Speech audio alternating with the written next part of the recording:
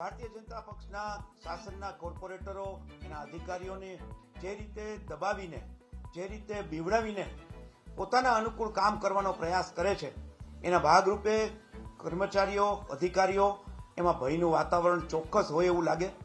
ભૂતકાળમાં કોન્ટ્રાક્ટરો, અધિકારીઓ અને ચૂંટાયેલી પાંખના લોકો એ લોકોએ સંયુક્ત રીતે જે ભ્રષ્ટાચારો કર્યા છે એ ભ્રષ્ટાચાર બહાર આવવાની સંભાવના અધિકારીઓને પણ દેખાતી હશે. કોર્પોરેટર અને પદાધિકારીઓ તો સમયાંતરે 2-2.5 વર્ષે બદલાઈ જાય, પરંતુ અધિકારીઓની ક્યાંક સીધી જવાબદારી થતી હોય એમાંથી છટકવાના ભાગરૂપે અધિકારીઓ ભાગે છે એવું કહેવાય. રાજકોટનું મહાનગરપાલિકાનું પ્રામાણિક અને પારદર્શક વહીવટ રહ્યો છે. એટલે 5 વર્ષનું કોંગ્રેસનું રાજકોટ મહાનગરપાલિકામાં શાસન પણ લોકોએ જોયું છે અને એ 5 વર્ષનો ખેલ પણ લોકોએ જોયો છે.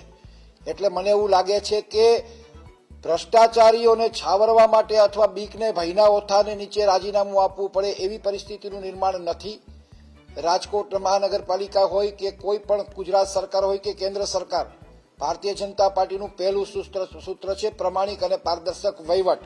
એટલે તો જ લોકોનો વિશ્વાસ 45 વર્ષ સુધી ટકી રહ્યો હોય. એટલે મારી દ્રષ્ટિએ હું આ બાબત સાથે સહમત નથી.